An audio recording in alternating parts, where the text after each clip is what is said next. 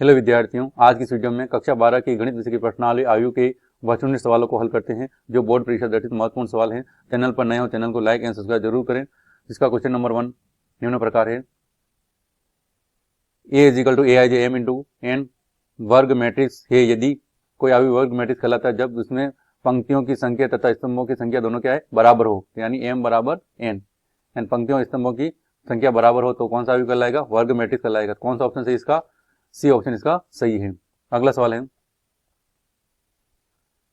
3 into 3 कोटि के एक ऐसे अवयवों की कुल कितनी संख्या होगी जिनकी प्रत्येक प्रविष्ट 0 या 1 है। तो अब अवयव में अवयवों की संख्या क्या हो सकती, तो 3 इंटू 3 गुणा करेंगे कितने अवयव आ जाएंगे, 9 अवयव आ जाएंगे, यानी कुल अवयव कितने हो जाएंगे, 9 अवयव हैं। अब किसकी संख्या निकालनी है, अवयवों की संख्या। अवयवों की संख्या बराबर सूत्र 2 की पावर एम एन, यानी अवयवों की संख्या 2 की पावर कितने अवयव कितने आ रहे हैं, 9, तो सॉल्व कर लेंगे तो कितना आ जाएगा 512। 2 की पावर 9 का मान कितना आ जाएगा 512। तो कौन सा ऑप्शन सही, इसका डी ऑप्शन इसका सही है। अगला सवाल है, यदि किसी अवयव में 18 अवयव है तो इसकी संभव कोटियां कौन सी नहीं हो सकती है। तो संभव कोटियां यानी 18 के 1 इंटू 18 हो सकती है, या अब 2 इंटू 9 हो सकती है, 3 इंटू 6 हो सकती है, 4 नहीं हो सकती तो वापस आ जाएगा 6 इंटू 3 होगी, फिर आ जाएगा 9 इंटू 2 हो सकती है, और 18 इंटू 1 हो सकती है। तो इनके अलावा कौन सी नहीं आता, 3 इंटू 6 है, संभव कोटियां हैं, यानी गुणा करने पर कितना मान आना चाहिए, 18 आना चाहिए। इसका भी 18 आ रहा है, इसका भी 18, तो ये 6 इंटू 4 कितना आ रहा है 24, तो यह इसकी एक कोटि नहीं है। तो कौन सा ऑप्शन सही, इसका डी ऑप्शन इसका सही है। अगला सवाल है, यदि m इंटू एन कोटि के अवयव में अवयवों की कुल संख्या है तो m इंटू एम क्रम का अवयव तो अवयव संख्या होती है mn, दोनों का क्या होता है गुणनफल। कौन सा ऑप्शन सही, इसका सी ऑप्शन इसका सही है। अगला सवाल है, यदि x plus Y two 5 plus Z और एक्स वाई मैट्रिक्स है इक्वल देर की मैट्रिक्स 6 2 5 8 तो जेड का मान है तो दो अवयव समान होंगे यदि उनके संगत अवयव भी क्या हो, समान हो। तो दो अवयव समान देर के उनके संगत अवयव भी क्या होंगे, समान होंगे। जैसे कि x प्लस वाई बराबर कितना होगा, 6 होगा। दूसरी कंडीशन 2 बराबर 2 आ रहा है, सही है। तीसरा है 5 plus Z is equal to 5 आ रहा है। चौथा है X Y is equal to क्या होगा, 8 होगा। अब अपन को किसका मान निकालना, जेड का मान निकालना, तो इसको सॉल्व कर लो जेड वाले को, तो 5 माइनस 5 जेड बराबर कितना आ गया 0। तो कौन सा ऑप्शन सही, इसका ए ऑप्शन इसका सही है। अगला सवाल है, मान लीजिए कि x, y, z, w तथा p क्रमशः 2 इंटू एन, 3 इंटू के, 2 इंटू पी और n इंटू 3 तथा p इंटू के कोटि की आयु है, तब P Y plus W Y के परिभाषित होने के लिए n के तथा p पर क्या प्रतिबंध होगा। यानी p का क्रम दीर्घ का है, p का क्रम कौन सा है, p का क्रम आ रहा है p इंटू के, और y का क्रम आ रहा है, y का क्रम है इसका 3 इंटू के।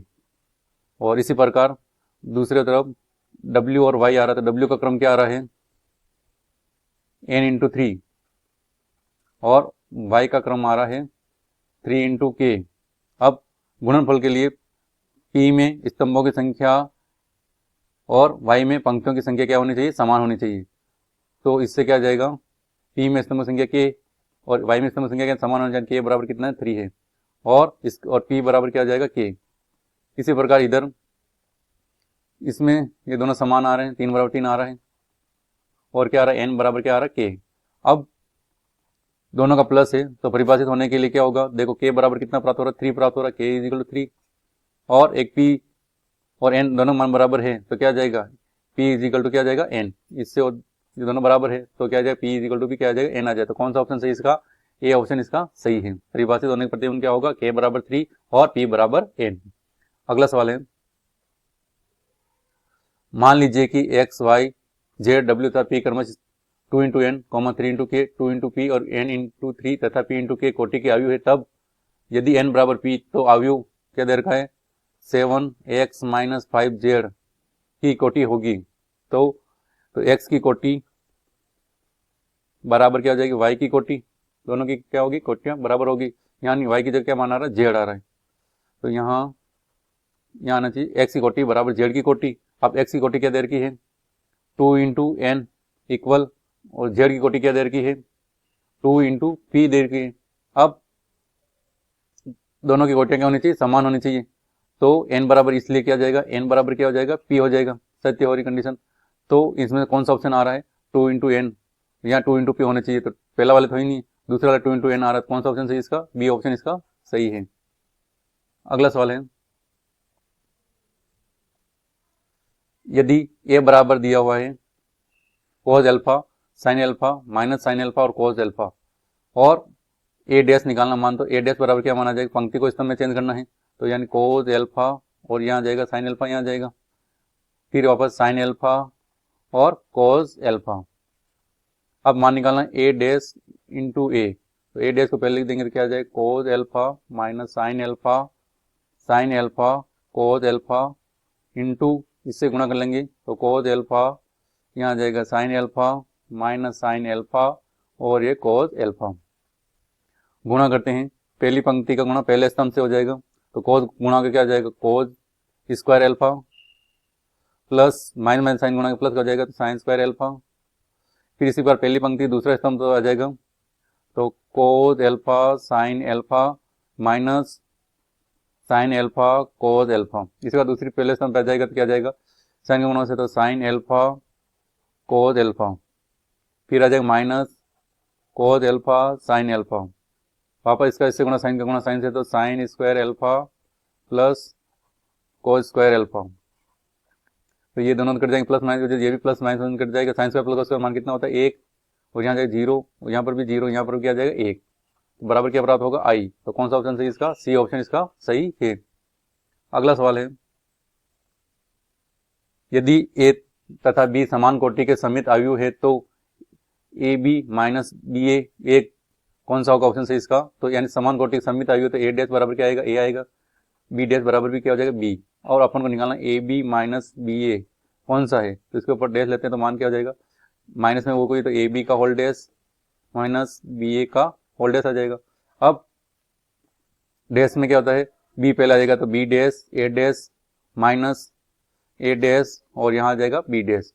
वैल्यू रख देते हैं, बी डैश बराबर क्या दे रखा है? बी दिया हुआ, और ए डैश बराबर ए, तो बी डैश जगह बी और ए डैश जगह ए, माइनस ए डैश जगह ए और बी डैश जगह बी आ जाएगा।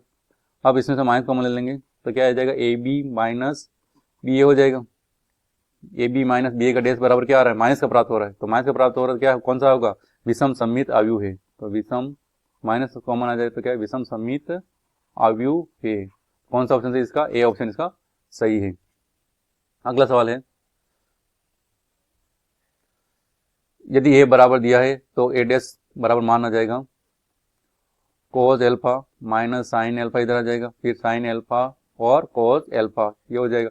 अब क्या करना है?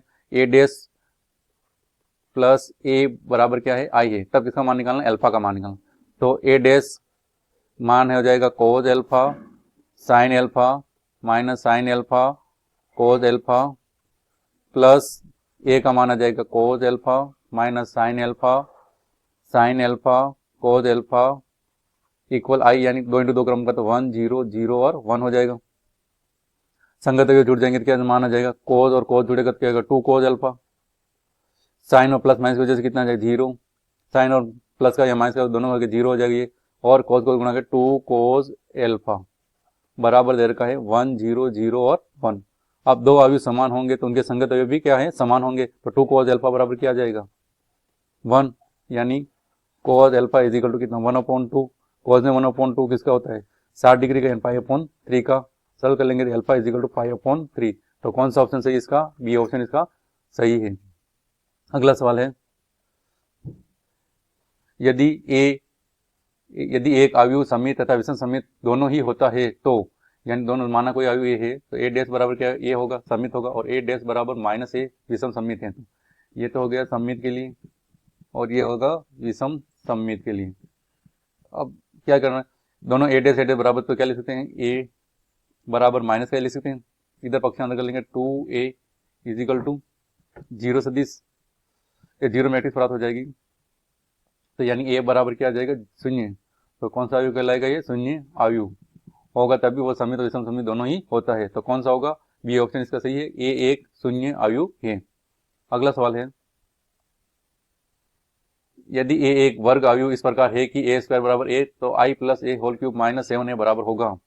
दिया है आई प्लस ए का होल क्यूब माइनस 7 ए दिया है, इसको सॉल्व करते हैं। A cube plus B cube, तो I cube plus A cube plus 3i² a plus 3ia² minus 7a से आ जाएगा। अब इसको सॉल्व कर लेते हैं। आई क्यूब यानी i² बराबर क्या होता है, आई होता है, और दिया है a² इजिकल टू a।